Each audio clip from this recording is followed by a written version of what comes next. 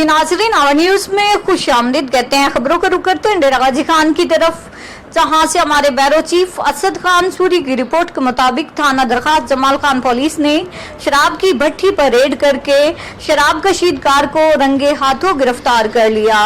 SHO थाना दरखास्त जमाल खान कलीमुल्ला ने बताया कि साबका रिकॉर्ड याफ्ता बदनाम जमाना शराब कशीदकार जिसने शराब की भट्टी लगाई हुई है, इतला मिलते ही पुलिस दरखास्त जमाल खान ने शराब की भट्टी पर रेड करके मुलजिम मोहम्मद सुलेमान उर्फ शाहू वल्द गुल मोहम्मद जाड़िया को कच्ची शराब समेत गिरफ्तार कर लिया।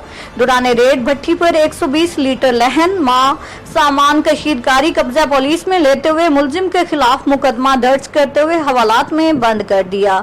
एसएचओ का कहना था कि शराब फिरोशों और शराब कशीदकारों के खिलाफ खसूसी मुहिम जारी है और डीपी उमर सईद मलिक की हदायत पर इलाका में समाज दुश्मन अनासिर की कड़ी निगरानी की जा रही है।